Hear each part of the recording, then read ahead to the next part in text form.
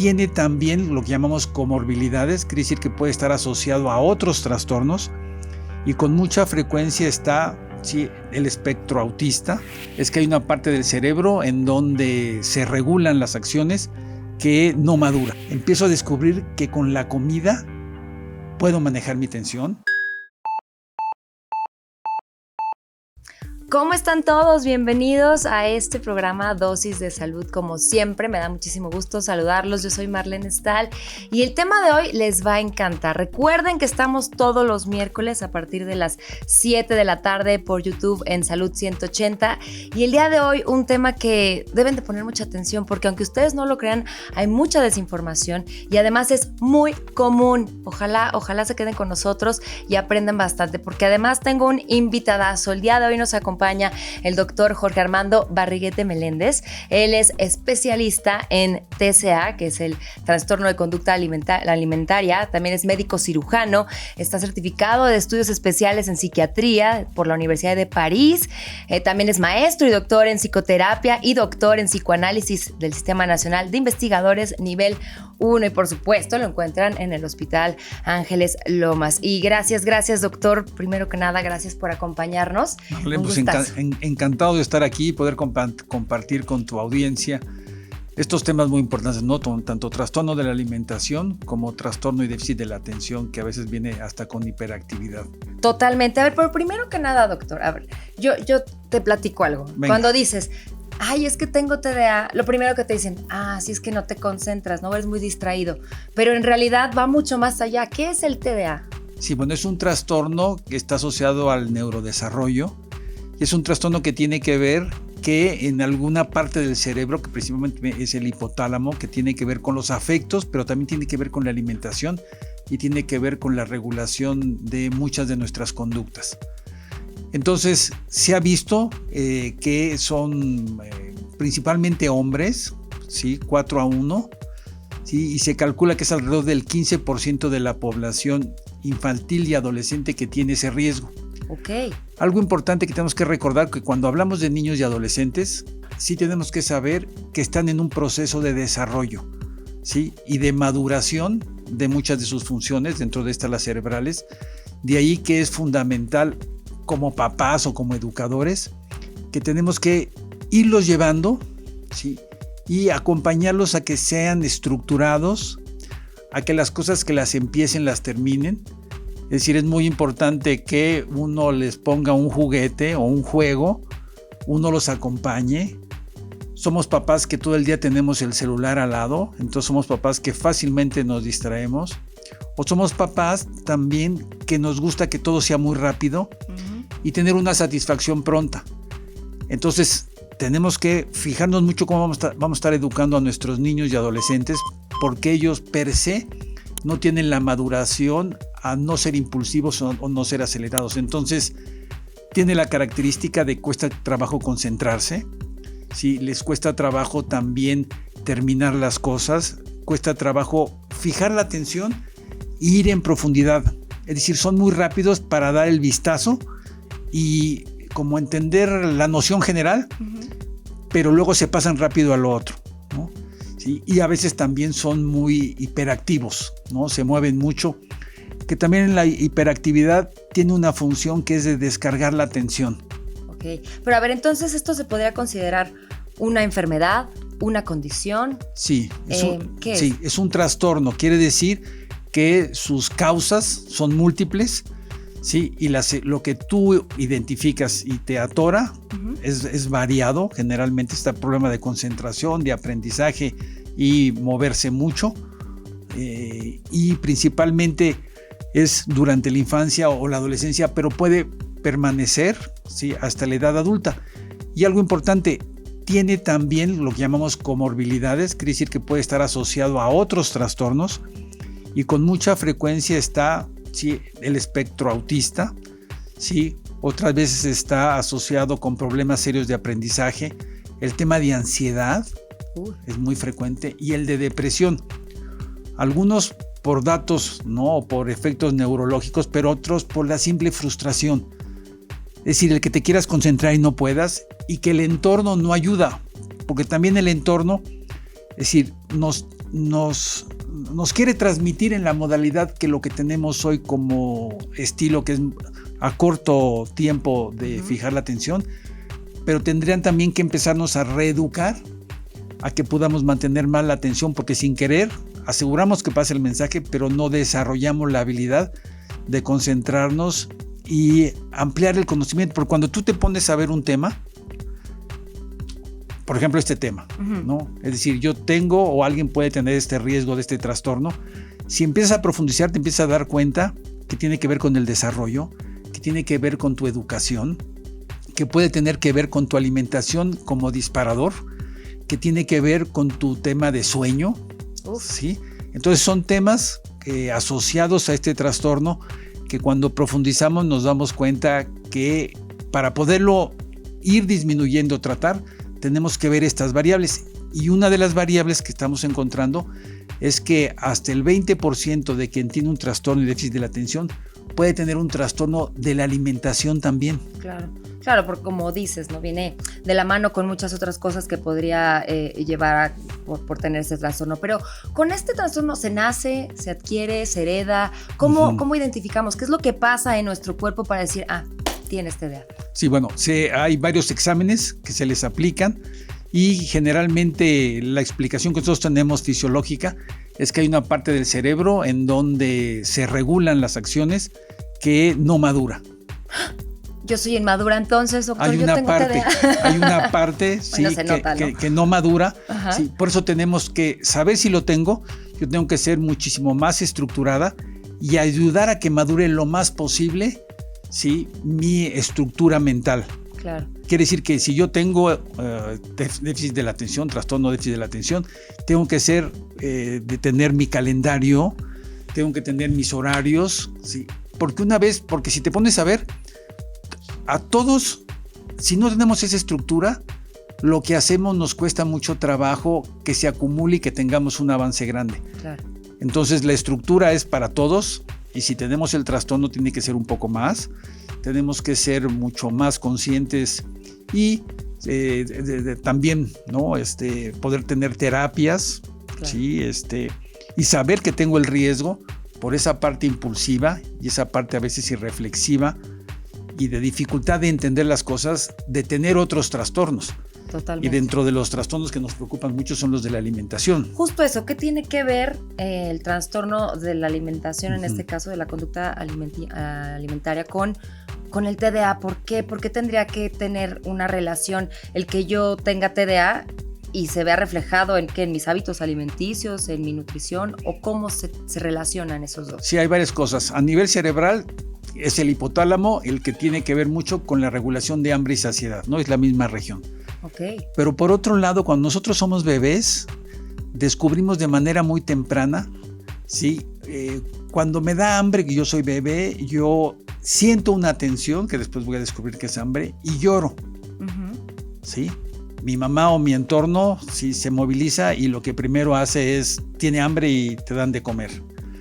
Y yo como bebé descubro algo que se nos queda grabado a todo ser humano desde muy temprano, que es cuando como se me acaba la tensión.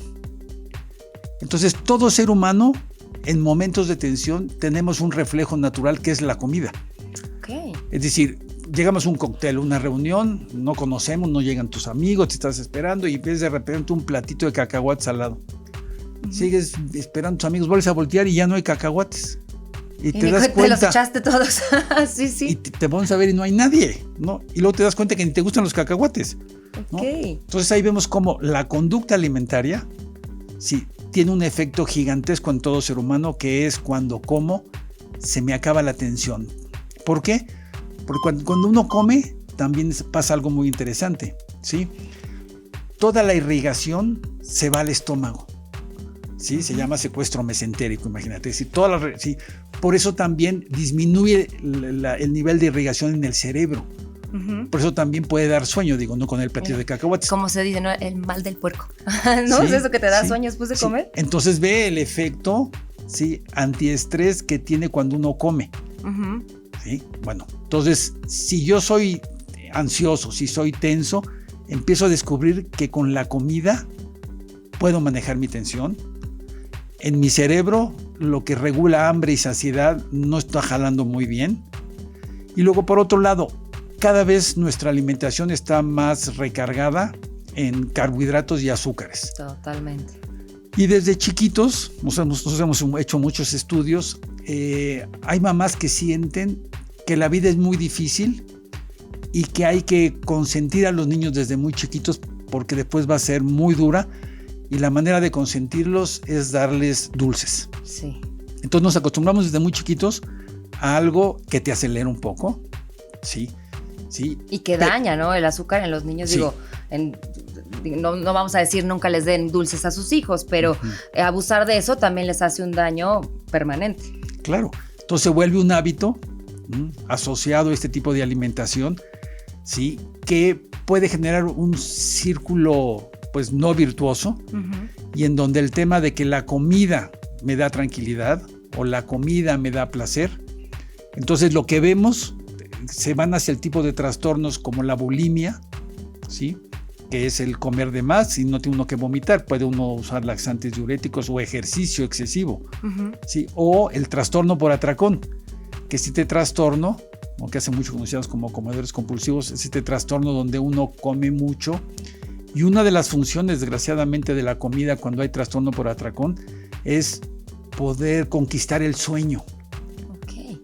Sí, es decir, pues otra vez, ¿no? Comí mucho, es decir, durante el día tengo un insomnio muy grande, en la noche, porque también lo que buscan mucho es evitarse tener calorías, entonces voy postergando el comer y ya en la noche pues me muero de hambre, estoy agotado, ¿sí? Y empiezo a comer y cuando me doy cuenta consumí muchísimas calorías y muchísimas cosas que inclusive es hasta al final cuando caigo en cuenta de todo lo que comí, como que entraron en un trance. Entonces vemos ahí cómo la comida nos ayuda a regular los estados emocionales normalmente, porque también de las dos cosas que nosotros vemos muy importante, que son nuestros termómetros naturales, es el identificar el hambre y la saciedad, que no nos enseñan, ¿no? Tú lo vas descubriendo, pero tendrían que enseñarnos.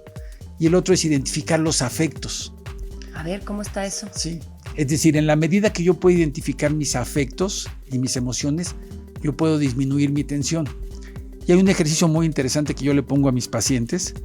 Yo le digo que, ahora me dicen Barriguete, Barry o el Doc.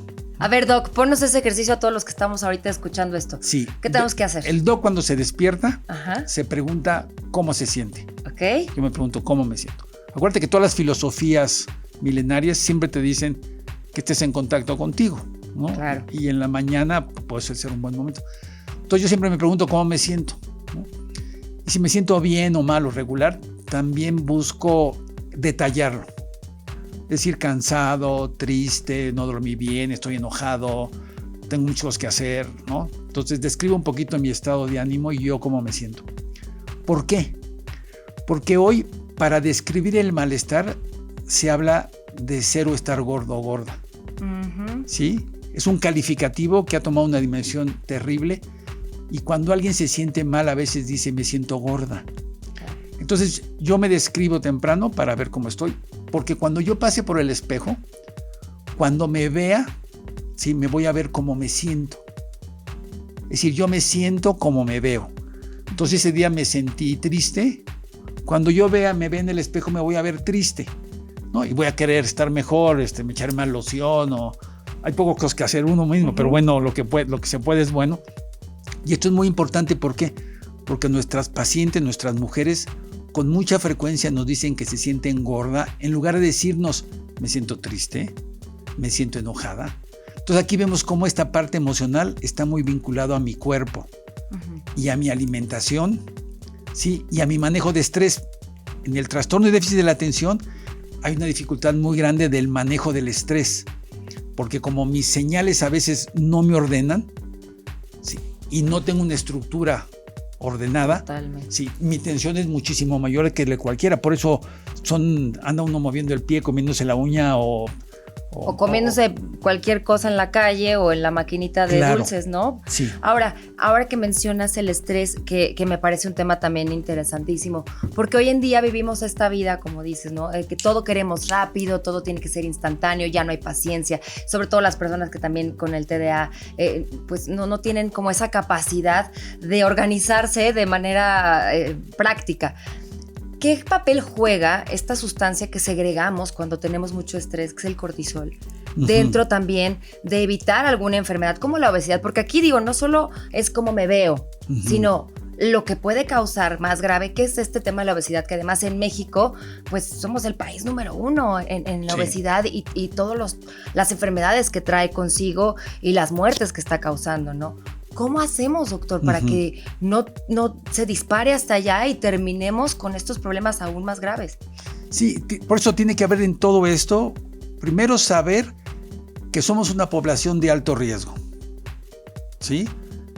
En relación al tema de obesidad y diabetes, el mexicano sí tiene una variación genética que nos pone en mayor riesgo de desarrollar un problema asociado al azúcar antes que al afroamericano, al sajón y al asiático. ¿Y eso por qué? Es una variación genética que tenemos los mexicanos, ¿sí? ¿no? Es decir, nos tocó. ¿Sí? Ay, ya ven, entonces, ¿por qué nuestros antepasados andan ahí generándonos? Pero acuérdate que nuestros antepasados comían, sí, todo lo de la huerta, ¿sí? Es decir, comían solo maíz, ¿sí? Verduras, es decir, proteína poco, pescado poco, ¿sí? Pero sobre todo nuestra dieta era muy balanceada, asociado a la calabaza, al maíz, al chile, al frijol, ¿sí? Y hoy hasta le hacen feo al frijol. Es decir, ha disminuido el consumo de las leguminosas. Entonces, nuestro cuerpo y nuestra alimentación estaba perfectamente hecho.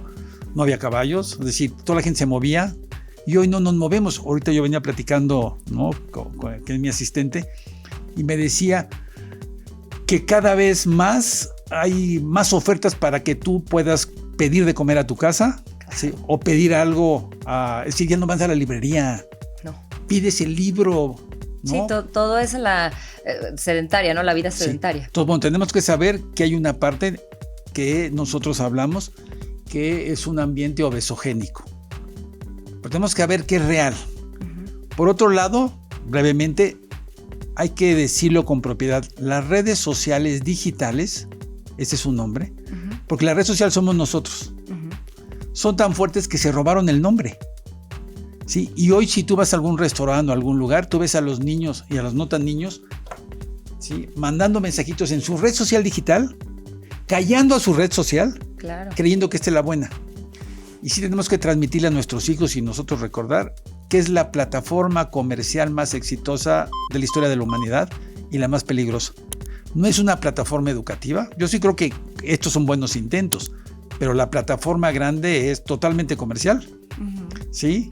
Y no necesariamente cultural ni educativa. Entonces sí tenemos que alertarnos porque vamos a ver generaciones con mayor déficit de la atención y con mayores trastornos de la alimentación porque lo inmediato se está volviendo una epidemia. Es decir, nadie te espera nada.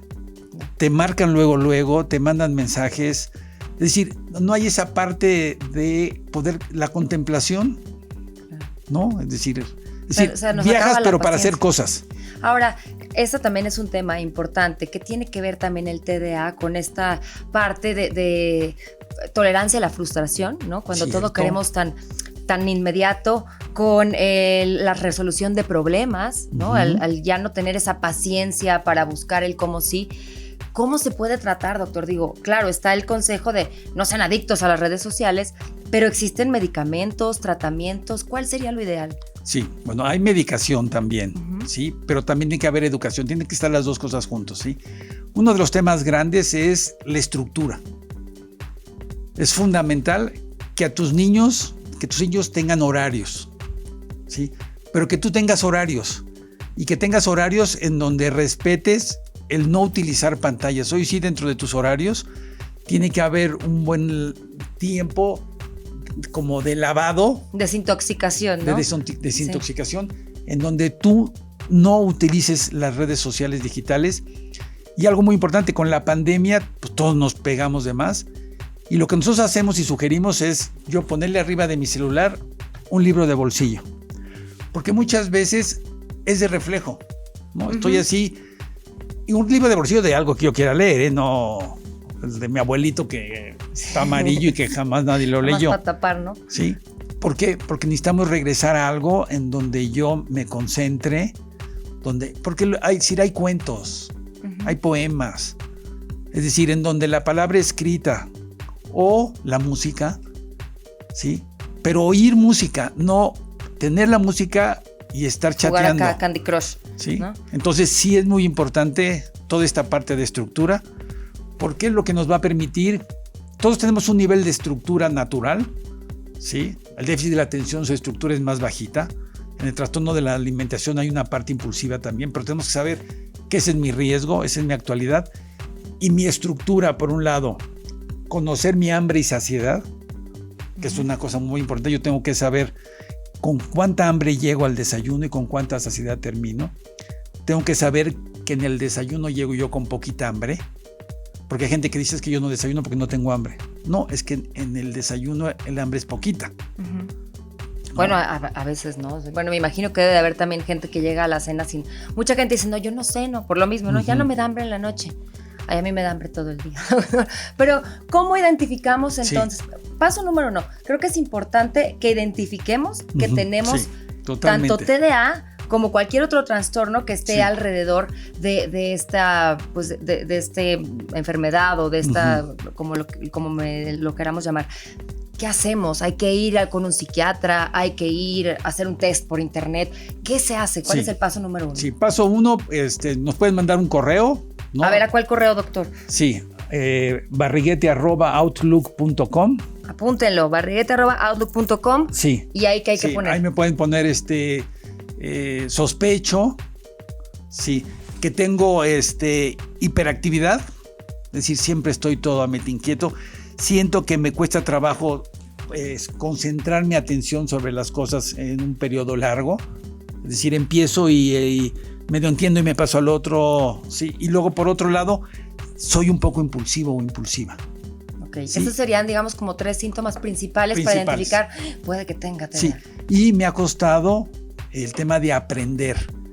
Es decir, en la escuela me costó trabajo pasar muchas materias, las pasé, pero me costó mucho trabajo. Entonces, nos mandan un correo, les mandamos un cuestionario para la persona y para su familia, o con quien yo convivo, porque muchas veces uno no cae en cuenta de lo desordenado, de lo impulsivo que puede uno ser, y ya sea mi pareja, mi mamá o mi papá, ellos sí pueden dar datos de, bueno, dejó... no sé, el café a la mitad, ¿no? Luego me encontré la pluma, no sé qué, y luego el papel me lo encontré hasta allá, ¿no? Es decir, que va uno dejando las cosas, entonces, bueno, se hace de manera conjunta y a partir de ahí sí se da un diagnóstico. Y si yo tengo este diagnóstico, sí tengo que ver si tengo que ser medicado, si tengo que tener un programa educativo. Y sobre todo tengo que saber que tengo riesgo a muchas cosas. ¿Sí? ¿Cómo qué cosas podrían ser un riesgo? Sí, es decir, yo tengo que saber que puedo tener también otro tipo de enfermedades mentales. Okay. ¿Sí? Ya mencioné el tema de ansiedad, el de depresión, el de espectro autista o el de trastorno de la alimentación. Es decir, sí tengo que preocuparme. Claro. ¿Sí? Y ocuparme en el sentido de que a partir de este diagnóstico poder explorar si no existe algún otro tipo de trastorno. Y yo mismo, porque si yo identifico que tengo un trastorno y me lo diagnostican, es una mala noticia, pero es una muy buena. ¿Por qué? Porque no va a volverse una manera de vivir eso. Porque cuando no me dicen, yo creo que es normal, ¿no? El dejar la pluma, el papel, no terminar, sí, porque yo soy creativo. No, porque a lo mejor soy muy inteligente y soy muy bueno en una parte y solamente me quedo en esa parte, ¿sí? Es decir, me quedo en los TikTok, ¿no? Es decir, que soy buenísimo para el TikTok, está bueno, pero tienes que saber que tienes una limitación grande de este lado que te va a limitar para la otra parte de la vida, porque acuérdense que nosotros nos recargamos siempre en la quejala.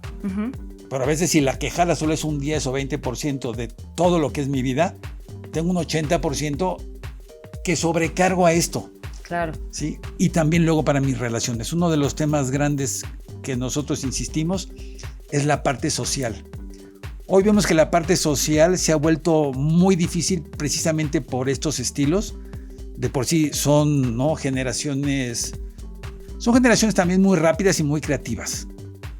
Porque ustedes han aprendido a voltear para arriba, para abajo y para atrás, cosa que los previos íbamos, dale, ¿no? Para adelante nomás. Dale para adelante, ¿no? Entonces esa parte sí está muy padre de creativa. Pero el problema es de que nadie se queda a esperar al otro. Y en toda relación, el éxito, bueno, no hay nada escrito, porque primero, nada es perfecto y todo se crea y se va cogenerando, ¿no? Claro. Pero nadie espera al otro. Y eso es bien importante. Yo había escuchado, y aquí a ver si me ayudas a corregirme o a dar la razón, que las personas que tenemos TDA nos cuesta trabajo tener empatía con los demás. Creemos, nos cuesta también mucho trabajo como aceptar luego nuestros errores, ¿no? O como aceptar que necesitamos cambiar ciertas cosas o mejorar o madurar incluso, ¿no? Dicen por ahí que las personas con TDA es como de, ay, si te gusta como soy, si no, pues vete, ahí está la puerta. Cuando en realidad, pues no, las relaciones humanas también se tratan de pensar en el otro, ayudar al otro, ¿no? Que eso es realmente lo que enriquece a una persona. ¿Es cierto, no es cierto? ¿Qué hay ahí de verdad? Sí, tiene algo que ver, primero, por la época, ¿sí? Es una época en donde nadie quiere firmar porque se mueve todo tan rápido que no sabe si es la firma buena. Y hay un mito como si hubiera situaciones totales y perfectas. Es decir, a veces se busca más lo perfecto que lo que buscábamos antes. Okay. Porque antes era el trabajo diario el que te iba a hacer que algún día sucediera algo, ¿no? Por ejemplo, yo cuando platico, yo he coordinado mucho las encuestas nacionales en trastornos. ¿Sí? Y me llevó 20 años en que se pudiera lograr la primera. Okay. Es decir, desde que fundamos la primera clínica en México, allá en nutrición, hasta que se hizo la primera encuesta, nos llevamos 20 años insistiendo en queriendo convencer para que se hagan. Claro. Entonces me dicen, qué locura. Sí, a cualquier otro lo hubiera dejado por la paz. No, pero todos los de mi generación, en cada especialidad era lo mismo. Es decir, tenías que ir cada 2 años con el secretario de salud y decirle, es muy importante la encuesta, y te decía, ¿qué onda con este? ¿No? Hasta que uno dijo, no, pues sí es cierto, la obesidad, el trastorno de la alimentación, a ver, ya hagan algo, ¿no? Es decir, y hoy no. Hoy alguien que le dice eso, o por ejemplo, fui 10 años de voluntario en nutrición cuando era chiquito. ¿Cómo? ¿10 años no te pagaron? No me pagaron 10 años. Después fui el jefe de la clínica, lo que sea. Estaba joven, empezaba a decir, ¿hoy quién va 10 años de voluntario a algún lado? No. Pues la Madre Teresa. Sí. No, es decir, es esa parte social que cuesta mucho trabajo. Entonces, en la parte de déficit de la atención, hay esa prisa por resolver la atención. Si yo lo tengo claro, va a ser mucho más fácil que yo diga, a ver, el estar frente a otro o otra que me gusta o que me cae bien, me pone tensa. ¿Sí? Y yo tengo que saber que me pone por un lado nervioso, pero por otro lado emocionado. Es decir, mi tensión tiene 2 partes. Una parte que qué emoción, que es la que me gusta, ¿no? O el que me gusta. Y otra, qué nervio que me va a rechazar. Porque nosotros lo que explicamos, que es muy interesante, que en la punta del iceberg está el miedo a ser gorda o engordar. Pero lo que está abajo, que empuje hacia este iceberg, son los miedos principales de todos nosotros, que es que no me quieran o que me critiquen. Claro. Entonces eso todos los tenemos. Y si yo lo tengo claro que yo lo tengo, ¿no? Y estoy platicando con alguien, ¿no? Socializando, me encantó, yo tengo que saber que estoy nervioso, ¿sí? Y que voy a querer que me diga que sí. Bueno, pero aparte, como hoy también el beso dura 30 segundos para que se lo den, sí hay esa sensación. ¿Verdad, doctor? Ya bien loquillos. Pero hay esa sensación de que se pone buenísimo, pero puede ser tan ficticio como el que ni te hubieran volteado a ver. ¿No? Se pierde la emoción. Sí, entonces esa velocidad sí hace... Muchachos, no sean facilotes, ¿eh? No, denlo bien, sí, pero que tenga un proyecto. Claro. ¿No? Claro. Y agarrar a la que te gusta o agarrar al que te guste. Sí, no cualquiera. Pero entonces recapitulando un poco, nos recomiendas, obviamente yo creo que esto es importante, que todo mundo sepamos cuáles son la condición en la que nos encontramos. Hacernos este test sería crucial. Básico, y se los mandamos. Sobre todo por eso, ¿no? Porque Sí. es muy común, mil gente anda por la vida diciendo, ay, seguro yo tengo TDA. Pues mijito, ponte las pilas hasta este Y examen. tenemos otro test cortitito para saber si tengo conducta de... Hablamos de conducta de riesgo a TDA y conducta de riesgo a trastornos de la alimentación. Que son ¿sí? igual de importantes. Sí, porque son test que nos van a hablar de una tendencia. Si me sale alto, yo ya voy a ver a alguien en los dos temas. Si me sale bajo, más bien tengo que concentrarme y no darle vuelta a las cosas. Ah, bien importante. ¿Sí? Y entonces, una vez identificando eso, pues ya tenemos que acudir con especialistas Sí. que nos pueden medicar. Existe medicamento que nos ayuda, ¿es Sí. correcto? Sí, ¿Y también. qué tan recomendable es? Es bueno una vez que se haya hecho el diagnóstico y que tenga seguimiento.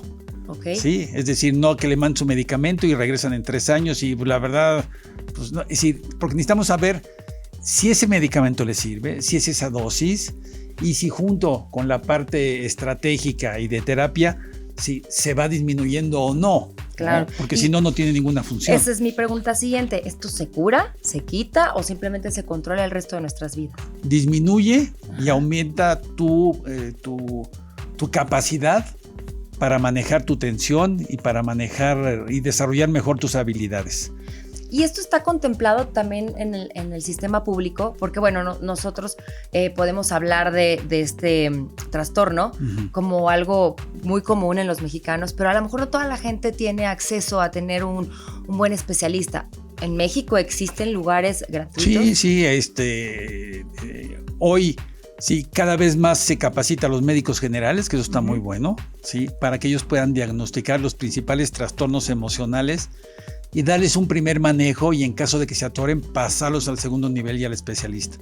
Sí, hay todo un proyecto, un programa, Qué bueno. sí, para lo que es salud mental y es con los médicos generales, que es uno de los objetivos del doctor Kersenovich, que desde el primer nivel, sí, desde el inicio, se maneje todas las cosas importantes y ahora incluyendo la salud mental. Acuérdense que la salud mental era pues como un tabú, como de ¿no? pena, Sí. ¿no? O como si fuera contagioso, sí, y se le ponía muy poca atención y hoy es uno de los objetivos, lo cual me parece muy, muy bueno que no tenga que ser un especialista. Pero la idea es que yo pueda diagnosticarme, saber si lo tengo y a partir de ahí tener una estrategia para disminuirlo, ¿sí? Y para que yo me capacite para vivir con eso.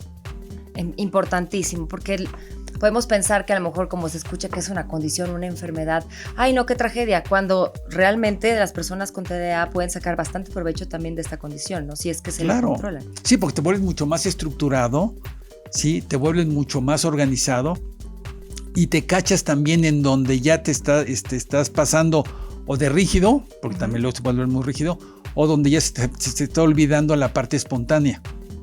Una pregunta rapidísimo antes de irnos que me llamó mucho la atención. ¿Por qué los hombres es más común? ¿Por qué es más común? Porque nosotros creemos, sí, que en la condición de desarrollo neurológico tiene que haber algo, pero también por la presión social de repente vemos que el manejo de la atención se va por otros lados en los otros géneros. Por ejemplo, la presión social en relación al cuerpo en ustedes es 100-1. Entonces, por eso es mucho más frecuente los trastornos de la alimentación, ¿no? Es decir, un hombre gordo, digo, de repente lo pueden moler, ¿no? Pero una mujer desde las miradas. Sí, No, somos más, no. nos juzgan mucho más. Pero la sociedad, no solo entre ustedes, sino en la sociedad, es decir, la sociedad sigue siendo totalmente machista y en donde, desgraciadamente, pero se genera un objeto, el cuerpo de la mujer. Totalmente. Entonces, una cosa es que se quieran ver bonitas y eso está bien, pero esa perfección para agradar, porque hay estudios de desarrollo rapidísimo muy interesantes donde a las niñas se les educaba para que se vieran bonitas y a los hombres para que usaran su cuerpo. Hoy está cambiando, ¿no? Ahora ves que desde muy chiquitas las niñas juegan fútbol y se ve algo muy interesante, que en México no hay grandes cracks porque antes de la coordinación motora los meten a jugar fútbol en lugar de que primero coordinen niños y niñas antes de que se metan a jugar fútbol. Y una vez que jueguen fútbol, que jueguen 5 contra 5, porque es la manera en donde todos juegan y no el 11 contra 11. En el 11 contra 11 tú te quedas dormido allá de portero y el otro, y no ponían a jugar niños y niñas juntas. En todo el mundo juegan niños y niñas juntas, los dos se desarrollan igual, y hoy ves cómo están jugando las inglesas y las españolas. Espectacular, ¿sí? ¿no? Es decir, ya no están para verse bonitas, ¿no? Y se pueden ver también. Para ser libres, estamos para ser libres. No, y ejecutar, ¿no? Con su cuerpo muchísimas más habilidades que el de que te estén viendo. Pues ahí está, importantísimo, señores. Háganse este test, háganse el favor de cuidar su salud, no solamente física, sino también mental, y por supuesto de acudir con el doctor. ¿Que dónde te encuentras? Sí, Hospital Ángeles Lomas, consultorio 465. ¿Algún teléfono, correo? Sí, 5281-730103, y el Instagram es dr.barriguete. Perfecto, Barriguete con B de burro, B grande. B grande. Exacto. Esa mera. Muchísimas gracias, doctor. Ay, pues muchísimas. Mucho gusto a todo el equipo y a ti, Marlene. Gracias. Y yo creo que este tema daría mucho más de qué hablar, pero pues ya será en otra ocasión. O venimos al de trastornos, que también es un tema grandote. Pues ya está, mira, lo anotamos de una vez, muchachos, con el doctor. Gracias, Doc. Marlene, gusto. Igualmente, gracias. Y gracias también a todos ustedes. Recuerden, aquí en Dosis de Salud, todos los miércoles a las 7 de la noche, nos vemos, tenemos una cita para que estén bien informados. Vayan a hacerse ese test, está muy fácil, manden el correo y aquí estamos en contacto. Nos vemos a la próxima. Gracias.